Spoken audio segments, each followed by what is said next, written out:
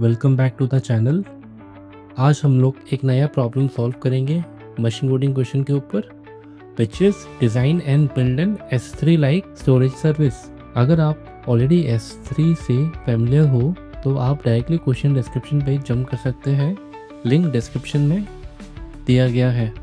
But दोस्त who are not aware of it, let's have a quick review कि what is S3।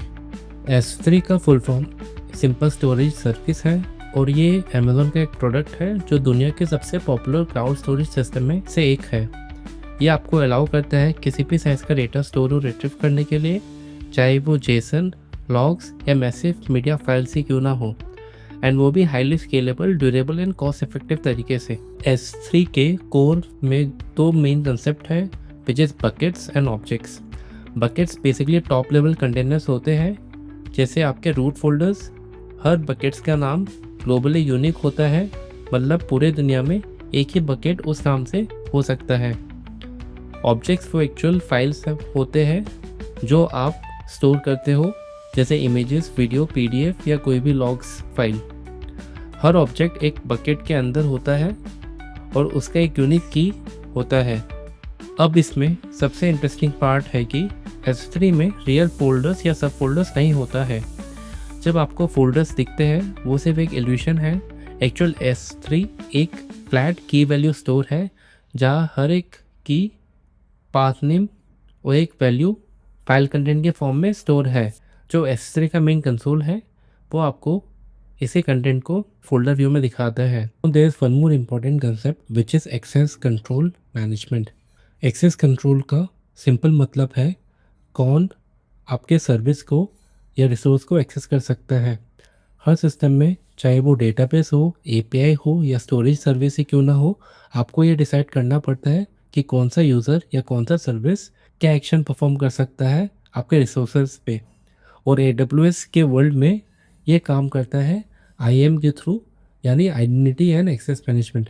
और अगर आपको S3 या IAM के बारे में वो डिटेल में जानना है, आई वुड रिकमेंड आप अमेज़न के ऑफिशियल वेबसाइट को चेकआउट कीजिए, जहाँ पर S3 एंड IAM के बारे में वो डिटेल में बताया गया है।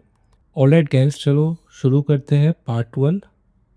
What is the basic requirement for the machine coding question. First requirement है यूज़र ऑथेंटिकेशन। सबसे पहले यूज़र रजिस्टर और लॉगिन कर पाएंगे using user name and password, और बाय डिफ़ॉल्ट हर यूज़र सिर्फ अपने ही बकेट्स और ऑब्जेक्ट्स एक्सेस कर सकते हैं जब तक कोई दूसरा यूज़र उन्हें एक्सेस नहीं देता है। Now the next requirement is bucket management. Users नए बकेट्स क्रिएट कर सकते हैं, अपने सारे बकेट्स लिस्ट कर सकते हैं, और अगर बकेट्स एम्प्टी हो तो उसे डिलीट भी कर सकते हैं। Next comes the object management. Bucket के अंदर user objects upload, download, list और डिलीट कर सकते हैं।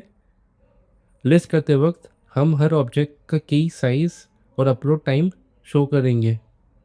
जो इस क्वेश्चन में बताया है कि हम लोग को सब चीज़ इन मेमोरी में स्टोर करना है। Design should be thread safe to support concurrent users, and we have to use clean, modular and object oriented design principles. Let's come to the second part, which is the bonus feature. यहाँ पर first requirement जो दिया गया है, which is about admins. A user who is an admin of a bucket can add other user as an admin for the same bucket. Secondly, versioning के बारे में भी यहाँ पर बताया गया है। We have to make sure कि हम लोग older version of the object भी रखें अपने सिस्टम में, and user can retrieve a rollback to the earlier versions as well. This is the second requirement in bonus feature. Now the third requirement is the access control. यहाँ पर यह बताया है कि we have to implement a permission system to manage user access to buckets and object, and we have to support different permission levels such as read and write for the buckets and objects, and admin can grant to revoke the permission of other users. Now let's understand the advanced feature requirement. सबसे पहला है simulation of folders. S3 में real folders नहीं होता है जैसे कि हम लोग ने डिस्कस किया था, पर प्रीफिक्स का यूज़ करके हम फोल्डर जैसे व्यू दिखा सकते हैं।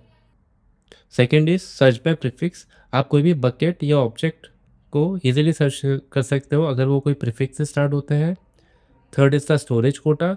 हर यूज़र या बकेट के लिए स्टोरेज लिमिट सेट कर सकते हो ताकि कोई भी अनलिमिटेड स्पेस ना ले।